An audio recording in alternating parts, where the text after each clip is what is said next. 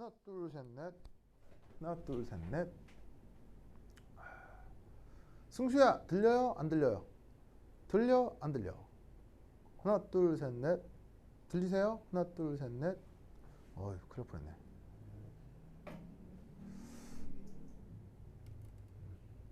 들려 들려. 내가 순간 마이크를 빼고 얘기했어. 땡큐. 그래서 그 홍범도 장군이 그 뭐냐면은 그 홍범도 장군이 뭐더라? 그거 그렇지. 그 홍범도 장군도 아니고 그 부하들도 그 국가유공자일 거 아니에요. 그래서 많은 사람들이 이제 그 뭐냐면은 국립현충원에 안장돼 있거든요. 근데 놀라운 사실은 작년인가 재작년인가 그 KBS 기자들이 그 일본 그 정부 문서 있죠. 일본 정부 문서 몇 개 기밀 해제된 거를 파헤치다가 뭐를 찾게 됐냐면 바로 일본의 밀정 목록을 찾게 된 거예요. 일제시대 때. 거기에 그 홍범도 장군의 부하들, 바로 이 뭐냐면은 국립현충원에 안장된 국가유공자로 지정된 그들 중 몇 명이 거기 뭐냐면은 밀정으로 기록돼 있어요. 그래서 매달 월급을 지금 돈으로 2천만 원씩 받아갔어요. 밀정들이. 그래서 일본들이 밀정들한테 돈을 엄청나게 많이 썼어요. 그래서 홍범도 장군뿐 아니라 많은 이 독립운동 지사들이 사실은 밀정들 때문에 죽을 일이 엄청 많았죠. 그래서 홍범도 장군도 그 밀정을 피하다가 나중에 말년이 어떻게 되냐면 도망가요. 도망가서 어디까지 도망가게 되냐면 블라디보스토크까지 도망가요. 거기서 시골 마을에 숨어서 이름을 바꾸고 뭐로 지내냐면 극장의 매표소 직원, 블라디보스토크에 있는 어떤 마을에 조그만 극장의 매표소 직원으로 말년을 마쳐요. 거기서 표 받으시다가 병에 걸려서 거기서 돌아가세요. 그래서 유해가 블라디보스토크 러시아 쪽에 있었거든요. 그걸 이번에 데리고 온 거예요. 하여튼 그렇습니다. 네, 참 가슴 아픈 일이죠. 하여튼 그렇다. 아유, 참 하여튼 그렇습니다. 네. 그 홍범도 장군이 주로 격퇴했던 게 바로 관동군이라고 하는 부대죠. 그 일본의 관동군은 어떤 부대예요? 바로 독립군을 잡던 전담 부대입니다. 근데 그 관동군의 구성은 어떻게 되죠? 다 조선 사람입니다. 일본이 되게 악랄했던 게 독립군을 조선 사람을 이용해서 잡았어요. 그래서 그 관동군에 소속됐던 군인들 중에 독립운동가를 죽이고 그 다음에 그 조선의 조그만 민가들을 덮쳐서 양민 학살을 일삼던 그 관동군에 소속됐던 여러 명의 장교들이 대한민국의 대통령도 되고 그다음 대한민국의 일대 육군 참모총장도 되고 뭐 그랬었어요. 하여튼 그렇다. 그래서 홍범도 장군의 적으로 있었던 사람들이 대한민국에서는 대통령도 되고 그다음에 육군 참모총장도 되고 뭐 그랬었죠. 그래서 홍범도 장군이 여태껏 우리나라에 못 왔었는데 이제 세상이 바뀐지라 저번 주엔가 우리나라에 올 수 있었죠. 그래서 그런 역사를 알고 봤을 때 상당히 울컥했었던 한 주였습니다. 자, 보자.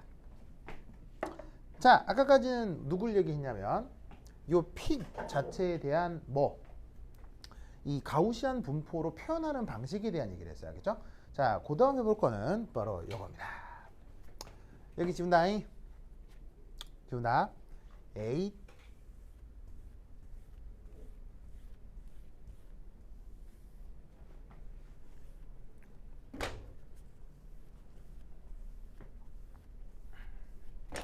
4점이 peak broadening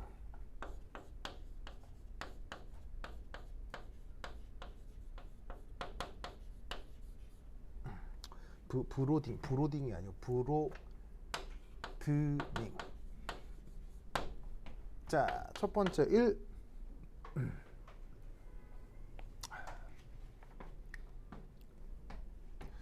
자, 용질 픽은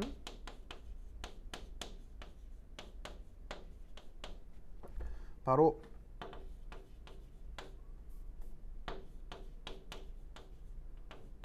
컬럼을 따라 나오면서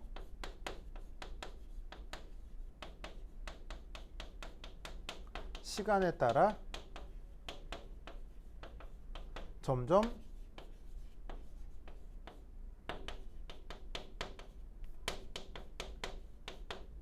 넙대대해진다. 그 넙대대해진다는 말을 영어 표현으로 이제 브로드하다 이렇게 얘기를 한 거죠. 그래서 뭐 이미지로 표현을 하자면 처음에는 이랬던 픽이 시간이 지남에 따라 나중에 어떻게 된다고요? 이렇게 된다 이런 말이죠. 무슨 뜻인지 아시겠죠? 다만 이 아래쪽의 면적은 어떻게 될까요? 면적은 변할까요? 안 변할까요? 이 아래쪽에 면적은 당연히 같아야 됩니다. 면적은 같은데 생긴 모양이 점점점 넙대대해진다 이런 얘기죠. 그래서 이걸 영어 표현으로는 픽 브로드닝이라고 표현을 하는 거예요. 저기선 면적의 의미는 뭐라고 했었죠? 저 면적은 뭐랑 비례한다고 했었죠? 바로 이 면적은 해당 물질의 몰수 요거와 비례한다고 했었죠. 그러니까 얘가 좀 이 상태에서 뾰족하건 넙대대하건 그 해당 물질 전체의 몰수가 변할 리는 질량이 변할 리는 없기 때문에 뭐 전체 면적은 같지만 점점 생긴 게 키는 작아지고 옆으로 넙대대해지는 이런 일들이 벌어진다. 요걸 픽 브로드닝이라고 합니다. 그래서 이제 어떻게 되느냐?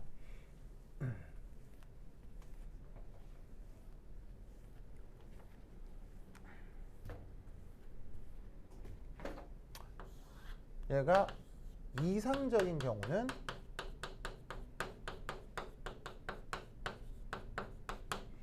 앞서 얘기했던 가우시안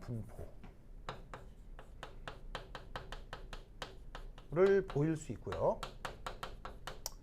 뭐 때때로 비이상성이 나타나면서 제각각일 수 있습니다.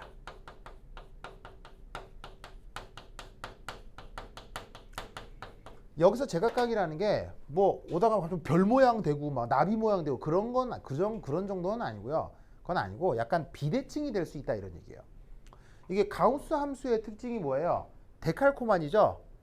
그래서 가우스 함수는 요 중간에 요 평균치 혹은 기대치를 중심으로 양쪽이 완전히 데칼코마니가 되는 게 그게 바로 가우스 함수의 특징이잖아요. 근데 이게 때때로 어떻게 될 수도 있냐면 뭐 이렇게 될 수도 있어요. 이렇게 픽이 뭐 어떤 픽이 있을 수 있냐면요. 약간 이런 픽이 있을 수도 있고요. 혹은 이런 픽이 있을 수도 있어요. 어떤 뜻인지 아시겠죠? 대칭성이 깨진다 이런 얘기죠. 그럼 사실은 이렇게 대칭성이 깨지는 것도 이유가 있을 수 있거든요.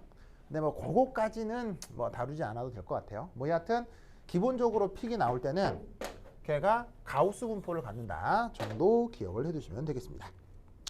자, 그러면 이때 왜 픽은 브로드해지는 걸까요? 왜 픽은 브로드해지는 걸까요? 바로 디퓨전 때문이에요.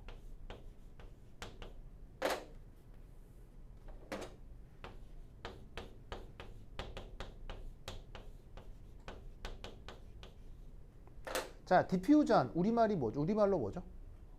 바로 확산.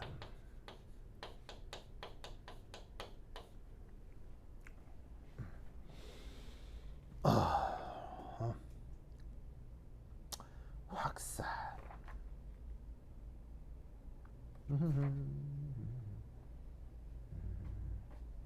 자, 그래서 이 확산이라고 하는 게 이제 뭐냐면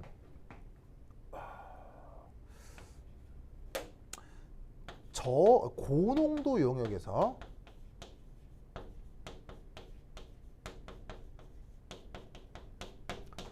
저농도 영역으로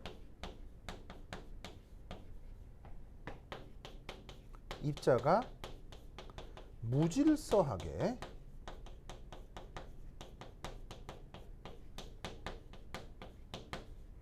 이동하는 현상, 요걸 확산이라고 하고, 이 확산이 저기서 얘기하려고 하는 저 픽 브로드닝의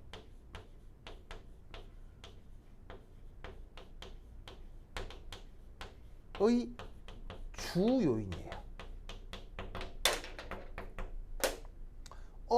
그러면 다른 요인도 있다는 얘기겠네요. 픽이 브로드해지는 다른 요인도 있겠네요.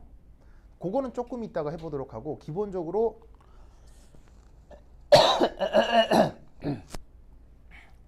살에 들렸어. 픽이 넙대대해지는 가장 중요한 이유 중에 하나가 바로 확산이다, 이런 얘기죠. 아시겠죠? 그래서 거기 되게 재밌는 실험 결과가 하나가 있는데,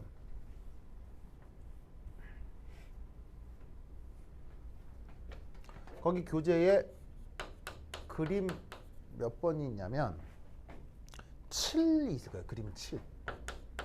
그림 7.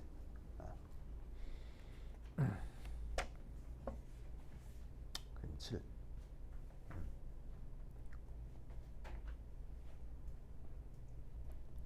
자, 이게 뭐냐면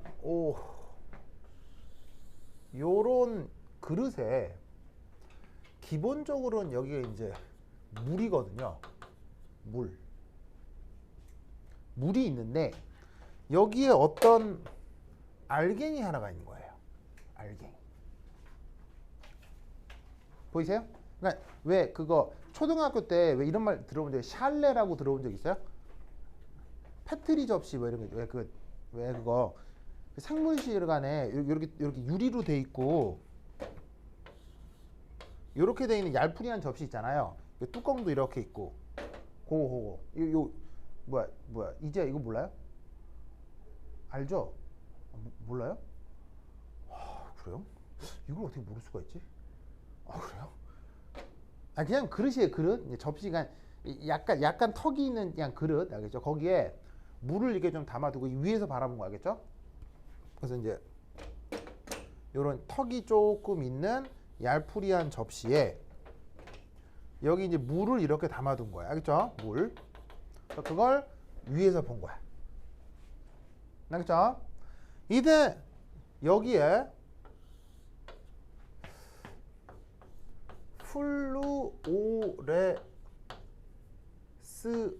플루오레스센트 비드라고 하는 걸 넣어. 플루오레센트 비드라고 하는 걸 저기에 넣어. 플루오레센트. 자, 그럼 플루오레센트라고 하는 게 무슨 말이냐면요. 우리말 번역은 형광 이란 뜻이겠죠? 형광. 아시겠죠? 그래서 이제 우리말 번역은 이제 스스로 빛을 내는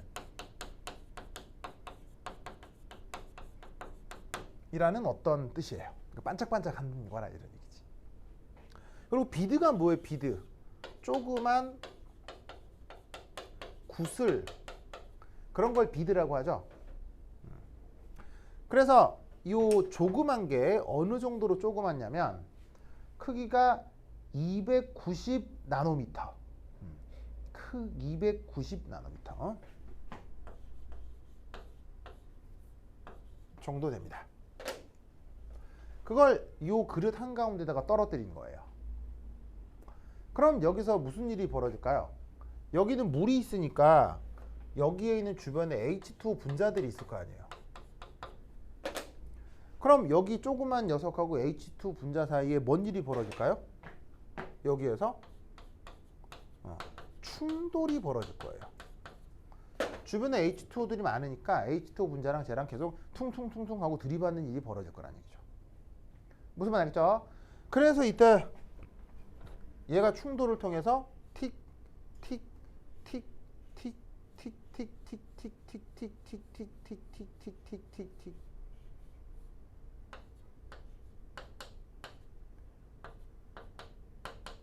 이런 식의 불규칙적인 움직임을 보이겠죠? 이런 불규칙적인 움직임을 무슨 움직임이라고 해요? 바로 브라우니안 모션이라고 하죠. 이 브라우니안 모션을 측정한 거예요. 그게 가능한 게 얘가 조금해도 빛이 나니까 반짝반짝해 보일 거 아니에요. 그래서 이 뭐냐면 인화지로 갖다 대면 이 녀석이 움직인 길목을 측정을 할 수가 있대. 뭐냐면 촬영이 가능하다는 얘기예요. 아시겠죠? 그래서 그 촬영한 것을 거기서 분석을 한 거예요.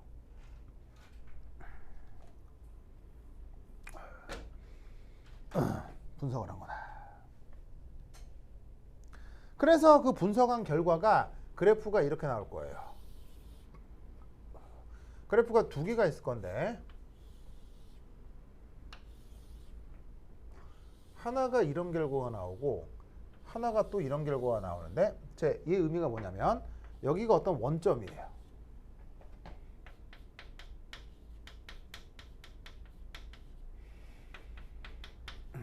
자, 그럼 원점의 의미는 뭐다? 바로 X축 좌표가 0, Y축 좌표가 0인 것을 뜻하는 거예요. 그래서 이 크기는 뭐냐면 얼마나 Y축에서 변했는지, 얼마나 X축에서 변했는지 그 위치를 계속 측정해서 전등석의 빛을 계속 측정을 한 거예요. 그랬더니 어떤 일이 벌어지냐면 원점으로부터 거리가 멀어질수록 그 녀석이 존재하는 확률이 점점 줄어드는 실험 결과가 나온 거죠. 그리고 그 실험 결과가 매우 뭐를 닮았다? X축이 됐건 Y축이 됐건 가우시안 분포를 매우 닮았다 를 보여주는 실험 결과가 그림 7에 나와 있다 이런 말이에요. 그래서 사실은 자연계의 모든 데이터들이 가우스 분포를 따르는지는 알 수는 없으나 그런 경향성들이 상당히 진하다를 보여주는 결과가 그 교재에 수록돼 있어요. 그래서 결과 재밌어서 한번 말씀을 드린 겁니다.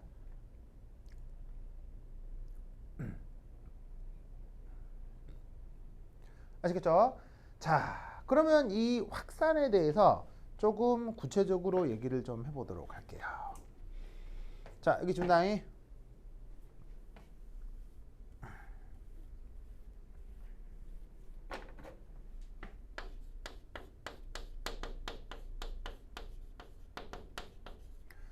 자, 첫 번째는 어떤 개념이 하나가 있냐면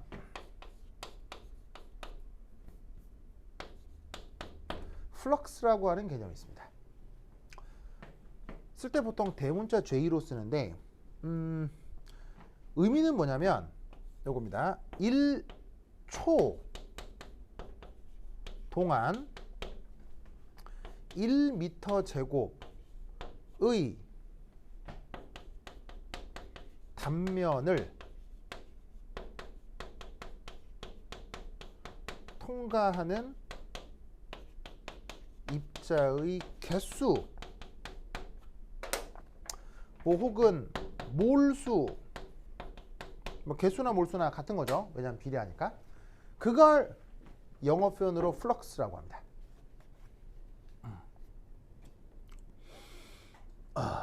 그럼 이 플럭스의 이제 정의를 수학적인 정의를 좀 살펴볼 텐데, 자 여기 지울게요.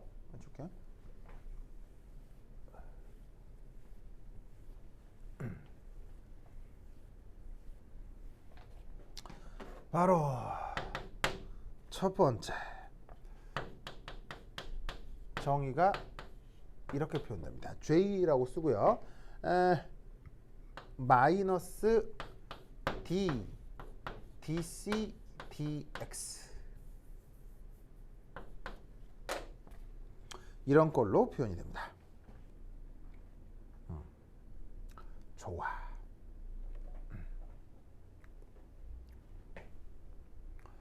자, 보이죠? 자, 이것이 의미가 뭐냐면 바로 요겁니다.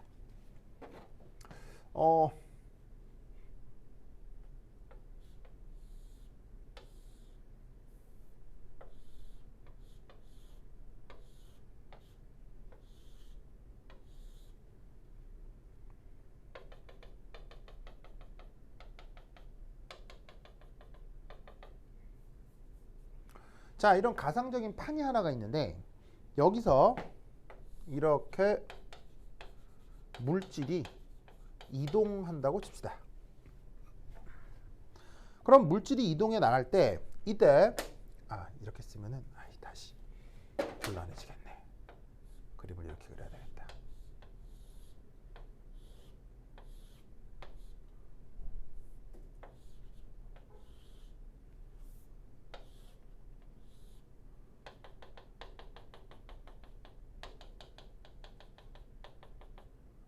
자, 이렇게 이동을 할 때 여기 주어져 있는 어떤 가상적 축 하나를 요걸 x축이라고 하겠습니다. 그럼 이때 여기에서 요 한 점을 좌표를 x라고 하고요. 그럼 그 다음 좌표는 좌표가 x 플러스 dx라고 합시다. 아시겠죠? 그래서 여기서부터 그 다음 좌표의 그 간격이 dx라고 해보자 이런 말이죠. 자, 근데 이때 당연히 물질이 이렇게 이동해 갈 거기 때문에 우리는 어떤 생각을 할 수 있냐면 여기서가 상대적으로 고농도고 그 다음에 여기가 상대적으로 저농도다. 이렇게 생각해 볼 수 있겠죠. 맞나요? 그래서 이때 x에서의 농도를 C라고 할 때 이 x 플러스 dx에서의 농도는 어떻게 표현할 수 있다? C 빼기 dC로 표현을 할 수가 있는 거예요. 무슨 뜻인지 아시겠죠? 그래서 x에서의 농도가 C인데 dx만큼 진행하고 나면 요 폭이 dx인데 진행하고 나면 그 농도는 dC 농도만큼 감소하게 된다 이런 말이지.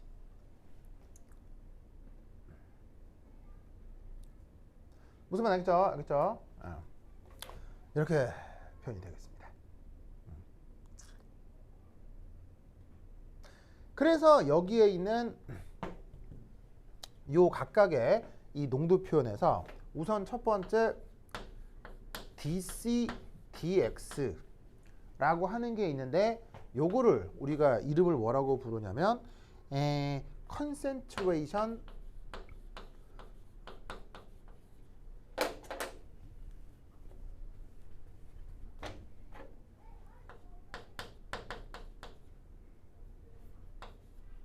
gradient라고 해요. 바로 농도 기울기. 아시겠죠? 그래서 여기서 나타나는 첫 번째 컨셉 중에 하나가 바로 요 농도 기울기하고 플럭스가 비례 관계가 있을 거다라고 생각하는 거예요. 바로 뭐냐면 농도 차이가 심할수록 더 많은 물질이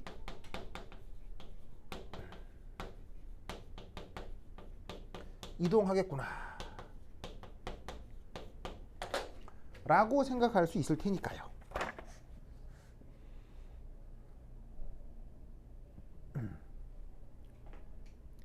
무슨 말 알겠죠? 저게 바로 이제 플럭스의 정의입니다. 그런데 이때 여기서 묘한 녀석이 하나가 있죠. 바로 요거. 자, 바로 이 관계의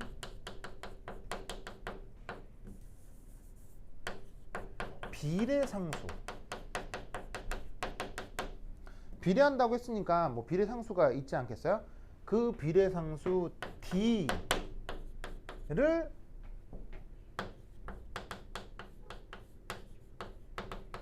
디퓨전 코에피시언트. 우리말 번역은 확산 계수라고 합니다. 그래서 그 확산이라고 하는 개념을 설명을 할 때 바로 그 플럭스라는 개념이 있고 그 플럭스라는 개념에서 나타나는 비례상수를 우리가 뭐라고 부른다? 확산계수라고 정의를 합니다.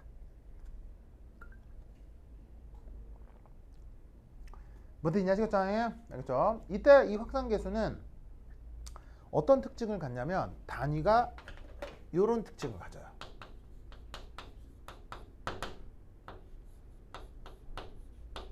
미터 제곱 퍼 세크. 저런 묘한 단위 체계를 갖습니다. 자, 왜냐하면 잘 봐요. 플럭스의 단위가 뭐겠어요? 플럭스 단위 체계가. 플럭스 단위 체계가 잘 봐요. 1초 동안 1m 제곱의 단면을 통과하는 몰수라고 했죠. 그러면 몰수인데 미터 제곱 동안 1초 동안 이동하는 몰수잖아요. 그래서 플럭스의 단위가 몰 퍼 미터 제곱 세크예요. 무슨 말 알겠어요? 그런데 여기 있는 이 플럭스 정의에서 보시면 이 플럭스 단위가 몰에 미터의 마이너스 2승에 초의 마이너스 1승인데 여기에 있는 C하고 요 X의 단위가 각각 어떻게 되겠어요? X의 단위는 변이니까 미터고요. C는 지금 농도거든요. 그럼 농도의 단위는 뭐예요? 몰 퍼 미터 3승일 거란 얘기예요. 무슨 말 알겠어요? 어떤 부피 안에 들어있는 몰수니까. 무슨 말 알겠죠?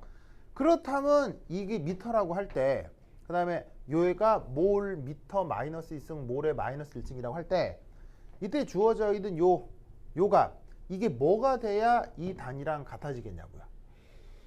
무슨 말 알겠죠? 그렇다면 여기 있는 확산계수는 단위 체계가 미터 제곱 퍼 세크가 돼야 얘네들이랑 디멘전이 다 맞을 거라 이런 말이에요. 무슨 말 알겠죠? 계산하면 이렇게 나오죠. 그래서 이제 확산계수는 이러하다라는 거 기억하시고, 그러면 이 확산 이게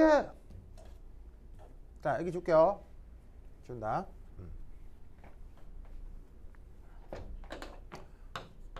요 확산 계수가 그래서 실제 나타나는 물질 그 사이의 관계 이게 어떻게 되는지 보자 이런 말이에요. 그러니까 저렇게 정의된 게 저런 식으로는 수학적으로만 표현돼서 끝나면 의미가 없고요. 그게 실제로 우리 주변에서 측정되는 물질들의 물리적 성격하고 무슨 관계가 있냐는 거죠. 그러면 어떻게 된다?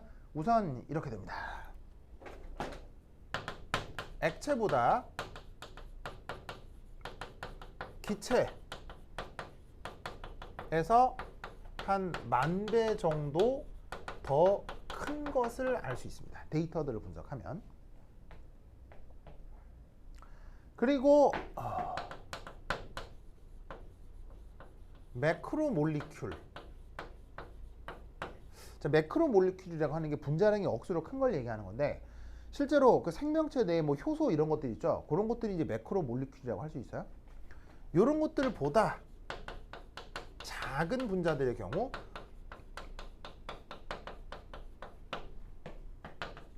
저 확산계수가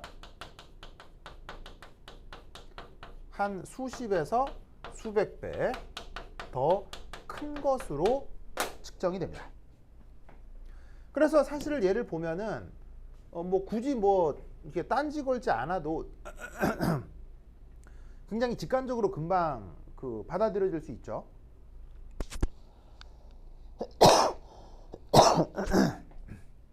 아유, 또 살에 들렸네. 그러니까 확산이라고 하는 게 뭐가 퍼져나가는 건데 아무래도 액체보다 기체에서 확산이 더 잘 될 거고요. 등치가 큰 애보다 작은 애들이 조금 더 확산이 잘 되겠죠. 그렇죠? 그래서 그걸 보여주는 수치라는 거죠. 그래서 구체적인 데이터가 교재에 있는 표 1에 있거든요. 근데 여러분들이 뭐 표 1을 직접 들여다볼 일은 없을 테니까 표 1에 나와 있는 사실들을 종합하면 저런 정도가 된다 라는 거죠. 아시겠죠? 이것을 기억해 두시기 바랍니다. 자, 그럼 이것으로부터 그 다음 세 번째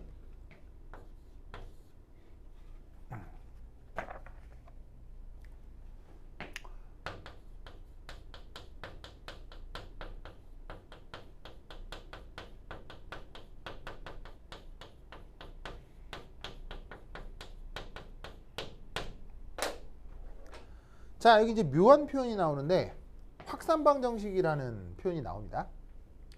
바로 앞서 얘기했던 이 플럭스 수식 있죠? 요거를 확산방정식이라고 합니다.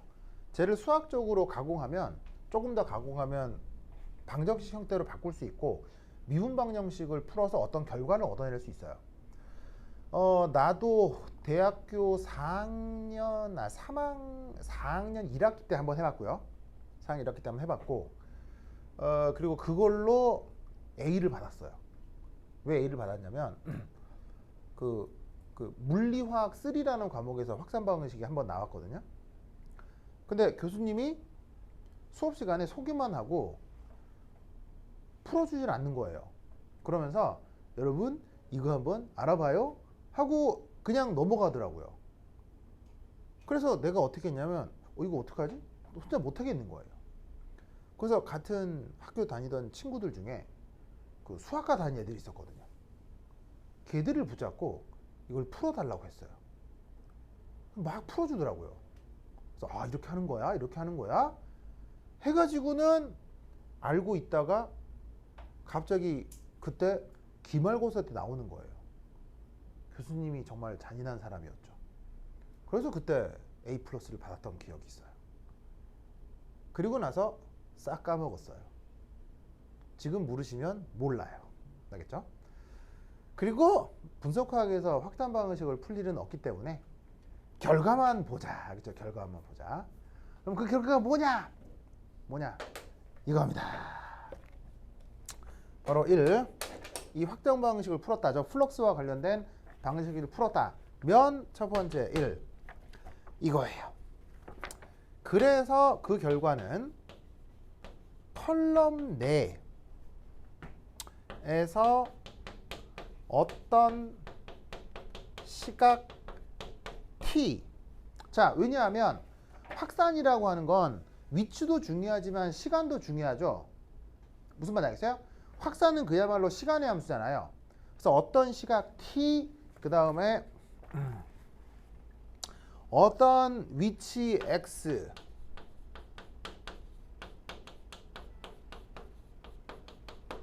에서 그 용질의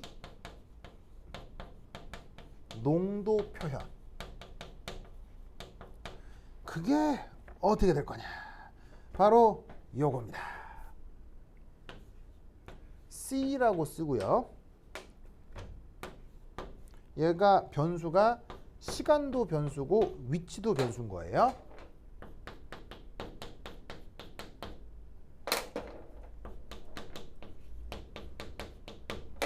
그러면 그 결과가 어떻게 표현되느냐? 바로 4파이 dt 루트 m 익스포넨셜 마이너스 4dt의 x제곱, 이런 꼴로 표현이 됩니다.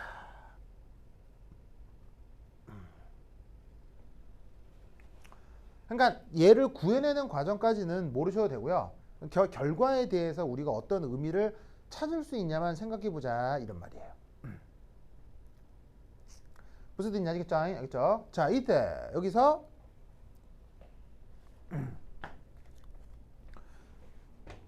자, t가 있고 x가 있죠. 그러면 어떻게 되냐면 시간이 점점 지날수록 어떻게 되겠어요? 시간이 점점 지날수록 요 값이, 자, 시간이 지난다. 그럼 요 값이 커진다. 그럼 이게 작아지는 거죠. 무슨 말인지 알겠죠? 그러면 여기에 있는 얘도 어떻게 되겠어요? 그 시간이 점점 커지면 얘가 지금 점점 마이너스인데 커진다고 볼 수 있는데, 이 앞에 t가 또 있어서 시간이 점점 커지면 얘는 값이 점점 줄어들 수 있어요. 그리고 여기 있는 x가 위치인데 x 역시 점점 커지면 또 농도가 점점 줄어들 수 있어요. 그러니까 어떤 시각에서 어떤 위치에서 그 농도가 어떻게 될지를 얘를 지금 쭉 생각을 해보겠다, 이런 말인 거죠. 무슨 말 알겠죠? 그러면 이제 이 녀석에 대해서 우리가 얘를 어떻게 이제 표현할 수 있는지 그림으로 좀 보여드리면, 자, 여기 지울게요. 준다. 자, 그러면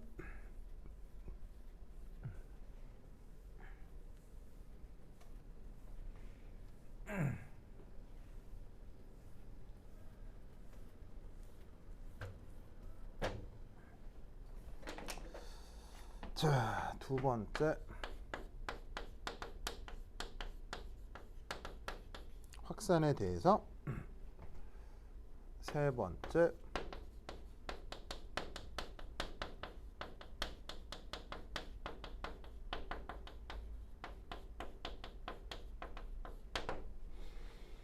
자, 예를 들어서 어떤 컬럼이 있다고 칩시다.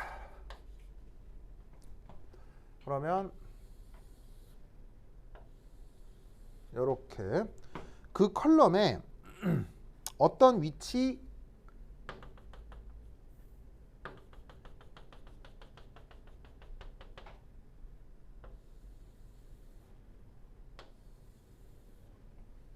x라고 칩시다. 그러면 처음에는 요렇게 자, 이게 뭐냐면은 시간 t에서예요. 시간 t에서 요렇게 물질의 농도가 무한대인 상황이라고 한번 생각을 해보죠. 자, 여기서 물질의 농도가 무한대라는 게 무슨 말이냐면 위치 x에 완전히 물질들이 정렬해 있다고 가정을 해보자 이런 말이에요. 아주 이상적으로. 그러면 농도라고 하는 게 그 입자의 몰수를 부피로 나누는 게 농도잖아요. 그런데 여기 있는 분자들이 어떤 처음 시각에 한 위치의 분자들이 완벽하게 이렇게 정렬되어 있다고 쳐보자 이런 말이에요. 그럼 분자들이 한 위치에 똑같이 정렬 돼 있으면 분자들이 어디 멀리 가 있는 것도 아니고 덜 가 있는 것도 아니고 거기서 완전히 정렬되어 있으면 이 분자들이 서 있는 영역이 부피가 없는 거죠. 부피가 0인 거죠. 그러면 몰수는 있는데 한 선에서 다 정렬되어 있으면 선은 부피가 없는 거니까 부피가 0이 되는 거야. 그러니까 아주 이상적으로 물질의 농도가 무한대인 상황을 생각해 보자고. 그래서 이 수식에서도 잘 보세요. t 0 넣고 x 0 넣으면 이거 무한대가 돼요. 0 넣어봐요. 그럼 어떻게 되겠어요? 무한대가 된다고. 0 넣으면 이건 1이 되겠지만 여기 0 들어가면 0분의 뭐가 되니까 얘는 무한대 값이 되는 거죠. 그 의미가 바로 지금 이거예요. 전혀 확산이 되지 않고 한 위치의 분자들이 다 정렬되어 있는 상황. 그런데 얘가 어떤 시간 t가 되면 이 녀석의 모습이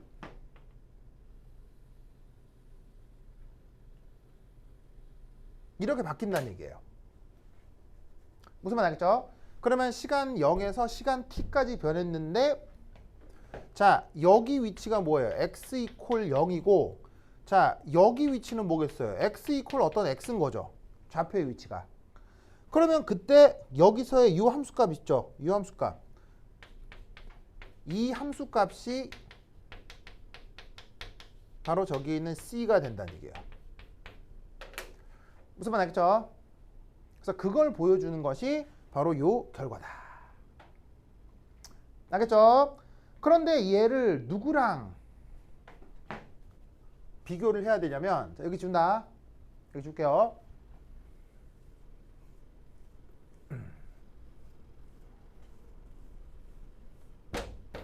바로 세 번째. 앞서 얘기했던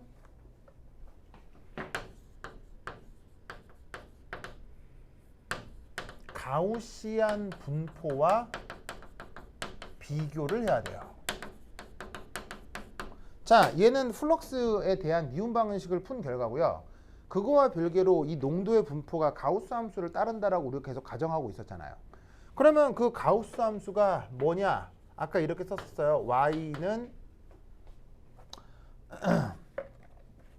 보시다시피 시그마 루트 2파이 분의 1의 익스포넨셜 마이너스 2 시그마 제곱의 x 제곱이었거든요. 그러면 이 결과가 가우스 함수를 따라야 되는 거잖아요. 그럼 이 결과 가우스 함수를 따르려면 여기서 어떻게 생각을 하면 되냐는 얘기예요. 바로 여기에 있는 이만큼이 요 값이 돼야 되고 그 다음에 요만큼이 이 값이 된다라고 생각하면 되는 거예요.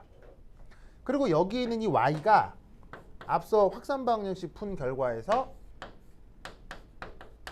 요거를 요 m이라는 어떤 상수로 나눈 값이라고 y를 가정해 주면 되는 거죠. 그러면 얘가 이게 되고 얘가 이게 돼야 되는 건데 결론은 똑같아요. 바로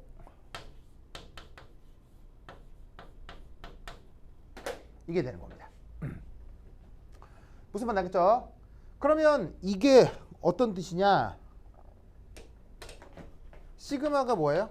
바로 픽의 표준 편차고요.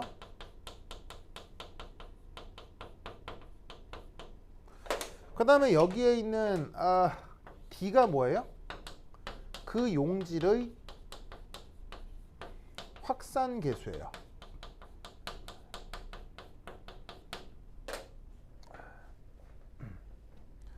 그죠?